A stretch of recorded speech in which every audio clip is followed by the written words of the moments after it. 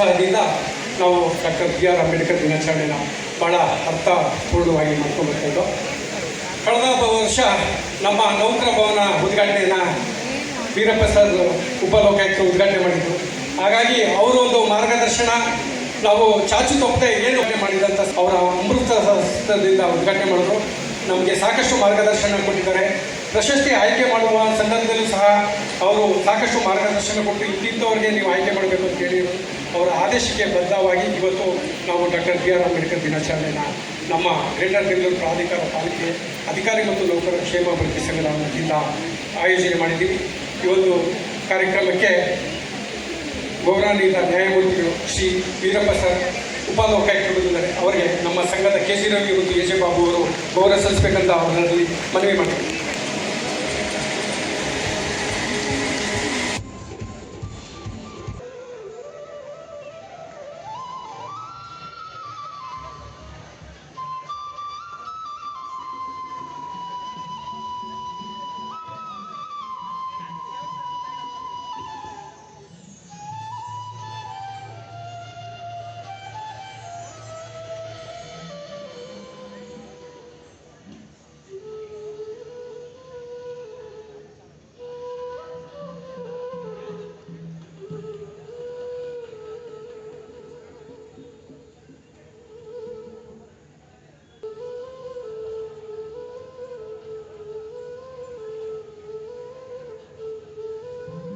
ಬಡವ ಆಗಿರಲಿ ಶ್ರೀಮಂತ, ಅವನು ಯಾವ ಜಾತಿ ಆಗಿರಲಿ, ಹೆಣ್ಣಾಗಿರಲಿ ಗಂಡಾಗಿರಲಿ, ಟ್ರಾನ್ಸ್ಜೆಂಡರ್ ಯಾವುದೇ ಆಗಿರಲಿ, ಅವರು ಈ ದೇಶದಲ್ಲಿ ಜನಿಸಿದ ಮೇಲೆ ಅವರಿಗೆ ಎಲ್ಲರಿಗೂ ಇರುವಂಥ ಸಮಾನ ಹಕ್ಕು ಮತ್ತು ಸಮಾನ ಸ್ಥಾನಮಾನವನ್ನು ನೀಡಿದಂಥ ಹೆಗ್ಗಳಿಕೆಯನ್ನು ಡಾಕ್ಟರ್ ಬಿ ಆರ್ ಅಂಬೇಡ್ಕರ್ ಅವರು ನಮಗೆ ದಯಪಾಲಿಸಿದ್ದಾರೆ. ಅದರಿಂದ ನಾವು ಅವರನ್ನು ಎಷ್ಟು ನೆನಪಿಕೊಂಡ್ರೂ ಅದು ಮುಗಿಯಲಾರದಂಥ ಒಂದು ಕಥನ ಅಂತಲೇ ಇವತ್ತು ನಾವು ಹೇಳಬೇಕಾಗ್ತದೆ. ಅಂಬೇಡ್ಕರ್ ಅವರ ತಂದೆ ಅವತ್ತಿನ ಕಾಲದಲ್ಲೇ ಆ ಒಂದು ಮಿಲಿಟರಿಯಲ್ಲಿ ಇರ್ತಾನೆ ಈ ಶಿಕ್ಷಣದ ಮಹತ್ವವನ್ನು ಅರ್ಥಿದ್ರಿಂದ ಅವತ್ತು ಅಂಬೇಡ್ಕರ್ ಅವರು ತಮ್ಮ ವಿಮೋಚನೆಯನ್ನು ಕಂಡುಕೊಳ್ಳೋಕ್ಕಾಗುತ್ತೆ.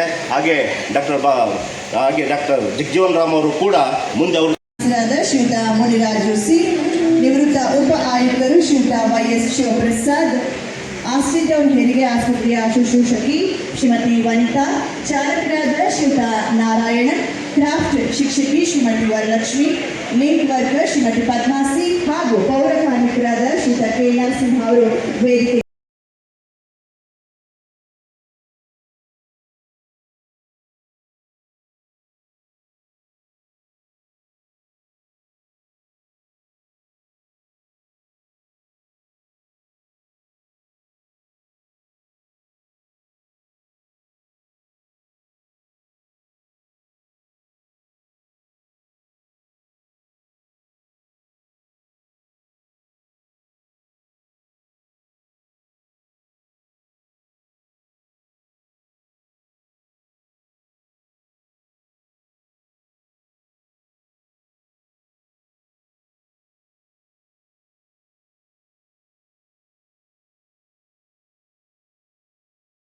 ಇವತ್ತು ಕೂಡ ಪ್ರಸ್ತುತ ಅಂತಲೇ ನಮ್ಮ ಕರ್ನಾಟಕ ಸರ್ಕಾರ ಇವತ್ತು ಬಸವಣ್ಣನವಂಥ ಸಾಂಸ್ಕೃತಿಕ ನಾಯಕರನ್ನು ಮಾಡಿದೆ. ಆ ಸಾಂಸ್ಕೃತಿಕ ನಾಯಕ ಅವತ್ತೇ 12ನೇ ಶತಮಾನದಲ್ಲಿ ಇವತ್ತಿನ ನಾವು ಏನು ಪ್ರಜಾಪ್ರಭುತ್ವ ವ್ಯವಸ್ಥೆಯ ಏನೇನನ್ನು ಮಾಡಬೇಕು ಅಂತ ಇದೀವೋ ಅವತ್ತು ಬಸವಣ್ಣ ಅದನ್ನು ತನ್ನ ಮಹಾಮನೆಯಲ್ಲಿ ಅಥವಾ ಅನುಭವ ಮಂಟಪದಲ್ಲಿ ಅವತ್ತೇ ಅದನ್ನು ಸಾಕಾರಗೊಳಿಸೋದಕ್ಕೆ ಎಲ್ಲ ಸಮುದಾಯದ ಎಲ್ಲರನ್ನ ಒಗ್ಗೂಡಿಸಿ ಅವತ್ತೇ ಈ ಜಾತಿಯನ್ನು ನಿರ್ಮೂಲನೆ ಮಾಡಬೇಕು, ಮತ್ತು ಇಲ್ಲಿ ಆರ್ಥಿಕ, ಸಾಮಾಜಿಕ, ಶೈಕ್ಷಣಿಕ ಮತ್ತು ಸಾಮಾಜಿಕವಾಗಿ ಮನುಷ್ಯನ ಉದ್ಧಾರ ಮಾಡಬೇಕು ಹೊರತು ಕೇವಲ ಅವ್ರಿಗೆ ನಾವು ಆಧ್ಯಾತ್ಮ ದೇವರು ದಿಂಡ್ರು ಅನ್ನೋದರ ದಿಕ್ಕಲ್ಲಿ ಅವರನ್ನು ತಗೊಂಡು ಹೋಗಬಾರ್ದು ಅನ್ನೋದು ನಾವೊಂದು ರಾಜಪ್ರಭುತ್ವದಲ್ಲಿ ಒಬ್ಬ ಮಹಾಮಂತ್ರಿಯಾಗಿ ಒಂದು ದೊಡ್ಡ ಒಂದು ಮಹಾದಾರಿಯನ್ನು ನಿರ್ಮಿಸಿದಂಥವ್ರು ಬಸವಣ್ಣ. ಆ ಬಸವಣ್ಣನವ್ರನ್ನ ಬಿಟ್ಟ ನಂತರದಲ್ಲಿ ನಮಗೆ ಆಧುನಿಕ ಭಾರತದಲ್ಲಿ ಒಂದು ಇಡೀ ವಿಶ್ವವೇ ಈ ಕಾಲದಲ್ಲಿ ಅವರು ಅವತ್ತು ಇನ್ನೂ ಇಂಗ್ಲೀಷ್ ಸಾಹಿತ್ಯ ಅನ್ನೋದು ವಿಶ್ವವ್ಯಾಪಿ ಆಗಿರಲಿಲ್ಲ. ಅವತ್ತು ಕನ್ನಡದಲ್ಲಿ ರಚನೆ ಆಗಿರೋ ಬಸವಣ್ಣನ ಇವತ್ತು ಇಂಗ್ಲೀಷಿಗೆ ತರೋದಕ್ಕೆ ಕಷ್ಟ ಇರುವಂಥ ಕಾಲದಲ್ಲಿ. ಆದರೆ ಅಂಬೇಡ್ಕರ್ ಅವರು ಯಾವಾಗ ವಿಶ್ವದ ಜ್ಞಾನವನ್ನು ಅವರು ಸಂಪೂರ್ಣವಾಗಿ ಅವರು ವಿದೇಶಿ ವ್ಯಾಸಂಗದಲ್ಲಿ ಮಾಡ್ಕೊಂಡು ಬರ್ತಾರೋ ಅವರು ಬರೆದಂಥ ರೈಟಿಂಗ್ಗಳು ಎಲ್ಲವೂ ಕೂಡ ಇವತ್ತು ನಮಗೆ ಹಲವು ಭಾಷೆಗಳಲ್ಲಿ ಸಿಗ್ತಾ ಇದೆ. ಅದರಲ್ಲೂ ಅವರು ಇಂಗ್ಲೀಷ್ನಲ್ಲಿ ಅವರು ಬರೆದಂಥ ಎಲ್ಲ ಕೃತಿಗಳದು ಎಕನಾಮಿಕ್ಸ್ ಬಗ್ಗೆ ಇರ್ಬೋದು, ಹಾಗೆಯೇ ಪಾಕಿಸ್ತಾನದ ವಿಭಜನೆಯನ್ನು ಕುರಿತಂತ ಇರ್ಬೋದು, ಹಾಗೆ ಅವ್ರು ಬರೆದಂಥ ಎಲ್ಲ ಕೃತಿಗಳು ಇವತ್ತು ಇಂಗ್ಲೀಷ್ನಲ್ಲಿ ಲಭ್ಯ ಇರೋದ್ರಿಂದ ಅವರ ಅನೇಕ ಒಳವುಗಳನ್ನ ನಾವು ಮತ್ತೆ ಏಕೆಂದರೆ ಇವತ್ತು ಭಾರತ ಯುದ್ಧ, ಇಡೀ ವಿಶ್ವ ಯುದ್ಧದ ಒಂದು ಟೆನ್ಷನ್ನಲ್ಲಿ ನಾವು ಒದ್ದಾಡ್ತಾ ಇದ್ದೀವಿ. ಅದರ ಪರಿಣಾಮ ಈಗಾಗಲೇ ನಮಗೆ ಭೀಕರವಾಗಿ ತರ್ತಾ ಇದೆ. ಆ ಕಾಲಘಟ್ಟದಲ್ಲೇ ಅಂಬೇಡ್ಕರ್ ಅವರು ಚಿಂತಿಸಿದ ಎಲ್ಲ ವಿಚಾರಧಾರೆಗಳು ಮತ್ತೆ ಮುನ್ನೆಲೆಗೆ ಬಂದೇ ಬರ್ತಾ ಇದ್ದಾವೆ. ಹಾಗಾಗಿ ಅಂಬೇಡ್ಕರ್ ಅವರನ್ನು ಹೊರತುಪಡಿಸಿ ನಾವು ಚಿಂತನೆಯನ್ನು ಮಾಡೋಕ್ಕೆ ಸಾಧ್ಯ ಆಗದೇ ಇರೋದು ಯಾಕೆ ಅಂದರೆ ನಮಗೆ ಬಹುಮುಖ್ಯವಾಗಿ ಕಂಡು ಬರೋದು ಅವರು ಕೊಟ್ಟಂಥ ಸಂವಿಧಾನ. ಯಾಕೆಂದರೆ ಇವತ್ತು ವಿಶ್ವದ ಎಲ್ಲ ಸಂವಿಧಾನಗಳನ್ನೇ ಒಂದು ಕಡೆ ಇಟ್ಟರೆ ಭಾರತದಲ್ಲಿ ಡಾಕ್ಟರ್ ಬಿ ಆರ್ ಅಂಬೇಡ್ಕರ್ ಅವರ ನೇತೃತ್ವದಲ್ಲಿ ಬರೆದಂಥ ಸಂವಿಧಾನವೇ ಒಂದು ರೀತಿಯಲ್ಲಿ ಇದ್ದರೆ ಇವತ್ತು ಕೂಡ ಇಡೀ ವಿಶ್ವವೇ ಬೆರಗಾಗುವಂಥ ಒಂದು ಸಂವಿಧಾನ ಅಂತ. ಏಕೆಂದರೆ ಭಾರತ ನಿಮಗೆಲ್ಲ ಗೊತ್ತಿದೆ, ಇದು ಅತ್ಯಂತ ವೈವಿಧ್ಯಮಯವಾದ ಮತ್ತು ಎಲ್ಲ ಸರ್ವಧರ್ಮ ಸಮನ್ವಯತೆಯನ್ನು ಸಾರಬೇಕಾಗಿ ಇವರೆಲ್ಲರೂ ಒಟ್ಟಿಗೆ ಕರ್ಕೊಂಡು ಹೋಗ್ಬೇಕಂತ ಒಂದು ಬಹುದೊಡ್ಡ ಚಾಲೆಂಜನ್ನು ಇಟ್ಕೊಂಡಿದ್ದಂಥದ್ದು. ವೈಭವದಿಂದ ಮಾಡ್ತಾರೆ. ಮತ್ತೆ ಇನ್ನು ಜಯಂತಿ ಬರೋವರೆಗೂ, ನೆಕ್ಸ್ಟ್ ಜಯಂತಿ ಬರೋರು ಯಾರೂ ಸ್ಮರಣೆ ಮಾಡಲ್ಲ. ಪ್ರತಿನಿತ್ಯ ನಾವು ಜಯಂತಿಯಲ್ಲಿ ಇರಬೇಕು. ಪ್ರತಿನಿತ್ಯ ಆದರ್ಶಗಳನ್ನು ಪಾಲನೆ ಮಾಡಿದ್ರೆ ಮಾತ್ರ ನಾವು ಈ ಜಯಂತಿಯಲ್ಲಿ ಪಾಲ್ಗೊಳ್ಳೋಕ್ಕೆ ಅರ್ಹರು ಅಂತ ನಾನು ಹೇಳ್ತೀನಿ. ಇಲ್ಲದೆ ನಾವೆಲ್ಲ ಅರ್ಹರು ಅಲ್ಲ. ನನ್ನ ಪ್ರಕಾರ 80% ವಿದ್ಯಾವಂತರಾಗಿದ್ದೀವಿ ನಾವು. 18% ಇವಾಗ 90%. ಆದರೆ ನಾನು ಆವಾಗಲೇ ಹೇಳಿದೆ, ಅವ್ರು ಹುಟ್ಟಿದ ದೇಶಕ್ಕೋಸ್ಕರ, ನಾವು ಹುಟ್ಟಿದ್ದು ನಮಗೋಸ್ಕರ ಅಂತ. ನಾವು ವಿದ್ಯಾವಂತರಾದ ನಾವು ಮಂಕುತಿಮ್ಮ ಕಗ್ಗದಲ್ಲಿ ಹೇಳ್ತಾರೆ, ಈ ದೇಶ ಒಂದು ಅಧಿಗತಿಗೆ ಹೋಗಬೇಕಾದ್ರೆ ವಿದ್ಯಾವಂತ ಮೋಸಗಾರರಿಂದ ಅಂತ.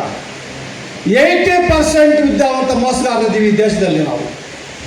ನಾನು ಒಬ್ಬ ಬಡ ಕುಟುಂಬದಿಂದ ಬಂದು ನಾನು ಜಡ್ಜ್ ಆಗಿ ಆಗಿ ನೌಕರ ಕ್ಷೇಮಾಭಿವೃದ್ಧಿ ಸಂಘ, ನೀವೆಲ್ಲರೂ ಕೂಡ employees of the greater Bengaluru ಪ್ರಾಧಿಕಾರ, ಹೆಚ್ಚಿನವರು ಆ ಸಂವಿಧಾನದ ಹಕ್ಕುಗಳನ್ನು ಪಡೆದು ನೀವು ಅಧಿಕಾರವನ್ನು ಸ್ವೀಕರಿಸಿದ್ದೀರಿ.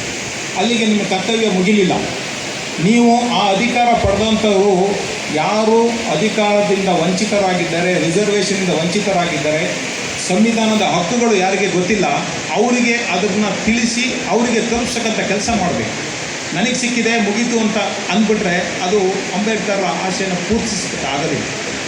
ಹಾಗಾಗಿ ಅಂಬೇಡ್ಕರ್ ಅವರು ಈ ಸಮಾಜಕ್ಕೆ ನಾಯಕರು ಅಂತ ಮಾತ್ರ ನಾವು ಅಷ್ಟಕ್ಕೆ ಫೋಕಸ್ ಮಾಡಬಾರ್ದು. ಅವರೊಬ್ಬ ಮಹಾನಾಯಕ.